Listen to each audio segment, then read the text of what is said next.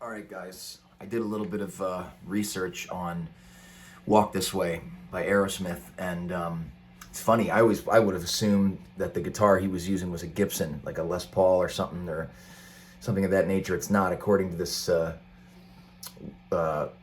some googling that I did. Joe says that I used a late '50s Stratocaster Tobacco Sunburst with a standalone Ampeg V4 amp on top of a Marshall 412 cabinet and a Gibson Maestro fuzz tone to give it a little bit of distortion. So that kind of like tracks with me though. Like when I listen to it again, I'm like, oh yeah, it's like kind of brittle. It sounds like a Strat through like a Marshall cab, and it's kind of brittle and tight on the high end. Now I've just got a deluxe reverb here and a couple of pedals, mainly a King of Tone and an RC boost and a little compression. I've got the volume dialed back so I don't, blow out my family. So this is the best I can do right now. But we're gonna just talk about a little bit of a breakdown here on this. So the first riff, so I got a Strat, like I did another thing like on a Gibson, but the first thing we're gonna look at here is just we got this main riff.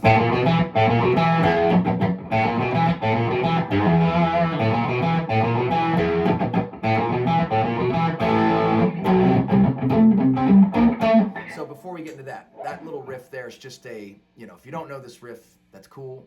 It's if you know it, you can skip ahead. But this is, open E or open A. So I'm gonna walk up there. I'm gonna turn down a little bit here. So it's A, B flat, B, E.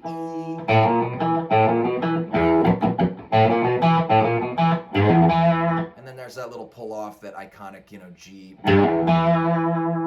G pull off to the open E to another E. So I'm not going to get too much into that stuff because this is going to be a little bit more of a intermediate to higher level lesson. But so there's that. Then we get into the rhythm part, which is A, and it goes from an A to a C.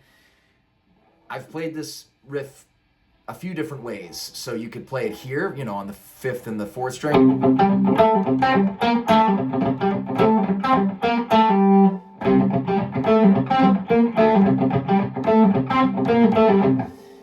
Couple things with this. So I don't really like it here. I actually am preferring it here now.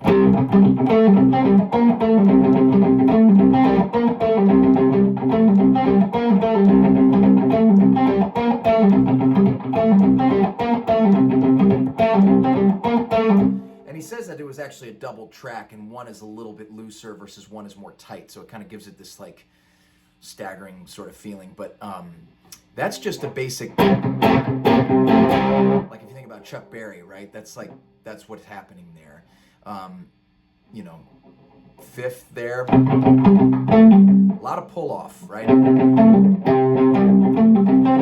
That's a,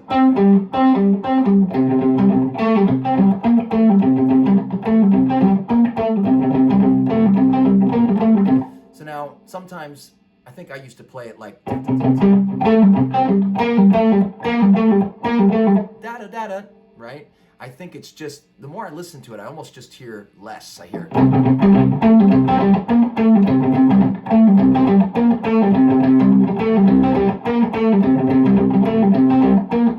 and I think in the mix,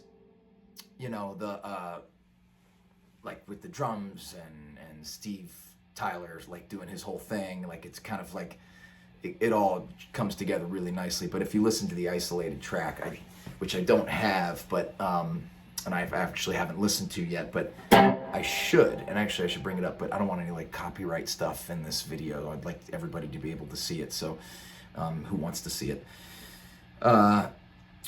So that's that. Then we get into the chorus, the Walk This Way part, right? So there's 2 guitars, according to this thing, 3, but one is going, sorry.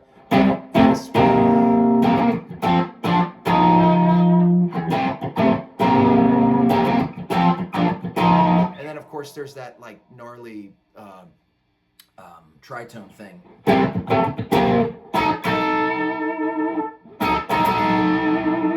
And I think they mention on this site that there's another one doing that, so kind of all does that. But So we get through that, and then we get into solo number 1. Very groovy solo here. So 1, 2, 3, give me a kick.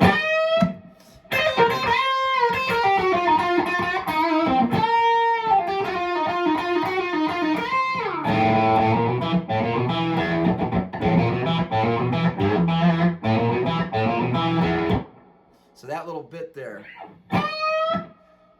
I'm convinced he's doing a 2 to a 3 bend. And then, so hammer on from the C up to the E flat. And then of course the B flat bend.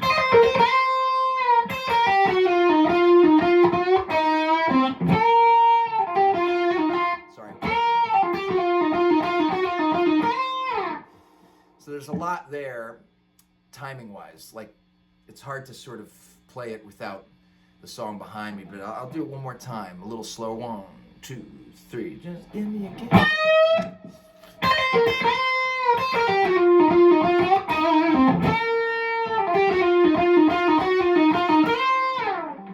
That's what I think it is. I don't know. Comment if you don't think that's right, because it might not be right, right? This is just me using my ear and trying to figure things out. So then we do, riff, verse, chorus. We get to solo number 2, the fancy schmancy one, the one that when I was a kid and heard it, I was like, oh my God, what's happening there? So this next bit here, I'll play it. So it's one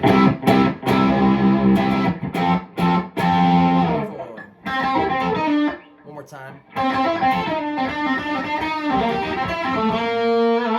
Let me do it one more time. I want to do it right.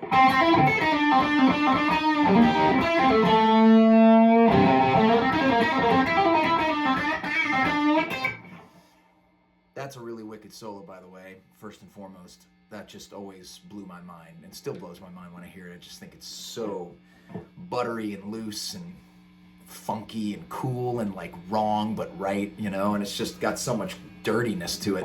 So the first thing right out of the gate, and I've seen other people play this differently, like I've seen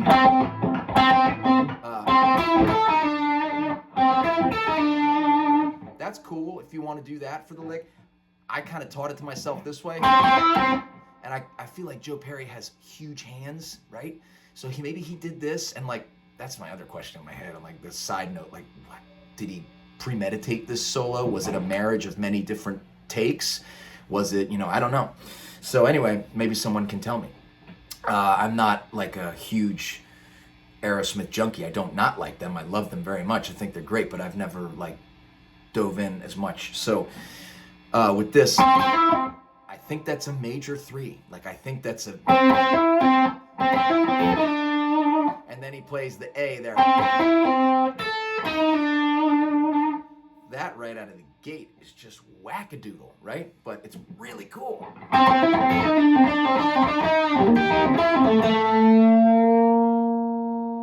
And I love that bend. I always play it wrong, like whenever I'm just playing it by myself, but it's really gradual and very cool. If you do it too quick, it sounds like not cool. So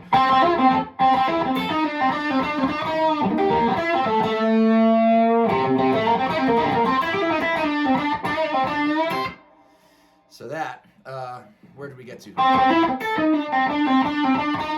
Okay, now we have this really wild rhythmic figure, this right?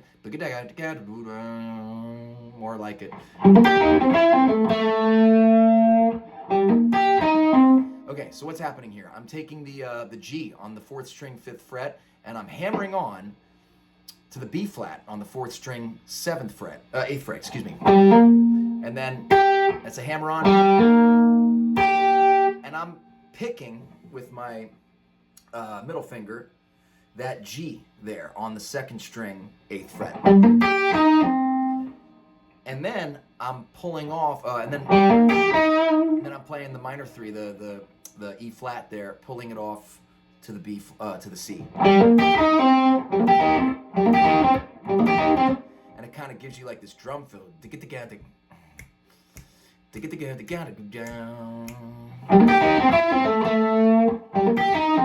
There's that major 3 again, that E natural that pops up. It's so wild. And gradual bend on the A. And how cool. If you get that right, that's kind of like the whole thing. Okay, now we go down to a C, which kind of gives me the sense that maybe it's an edit. I don't know. It's like a two-parter, but now we get this really cool part right here. Right? So we have C, C, C, A up to B flat, right? Now, that's really cool. I mean, the fact that he's kind of in this, he's in that G shape of C, and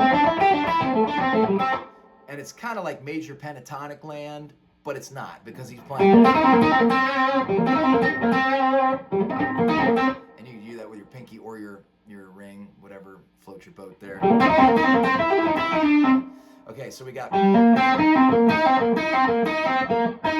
am I doing there? I'm playing the B flat on the 4th string, 8th fret, and then pulling off on the 3rd string, 8th fret to the C. And then we have this 2nd string, 5th fret, hammer onto the 8th, and then playing the 8th fret on the 3rd string, and then a slide back to the 7th fret, and then like a country thing, high C there. So whole thing again, 3, 4.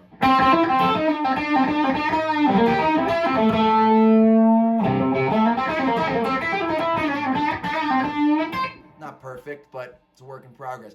Now we get to the riff change, right? The riff changes. It goes.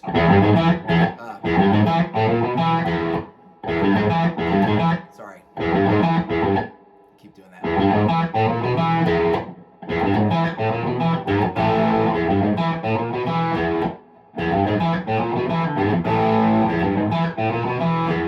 Okay, now, and that's just, you know. So it's a new riff with the marriage of the early first riff, right?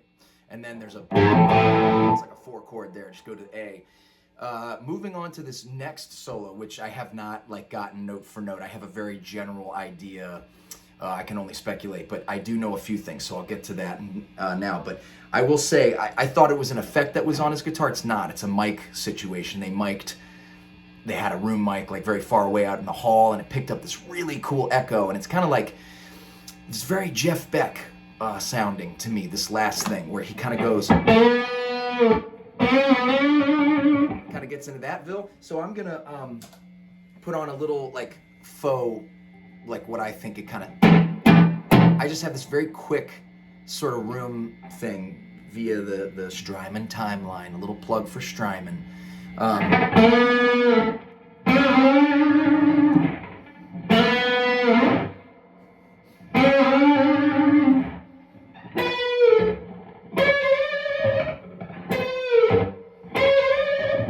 So there's those, right? And then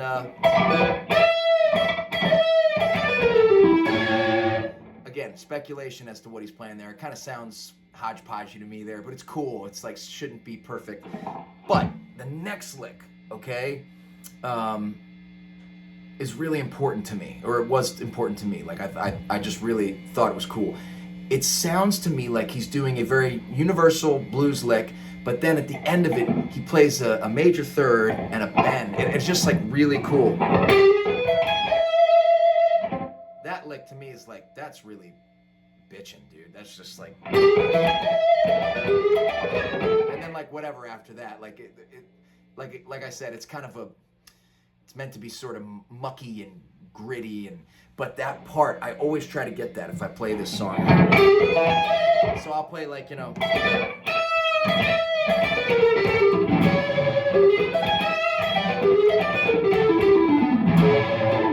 and then, all right.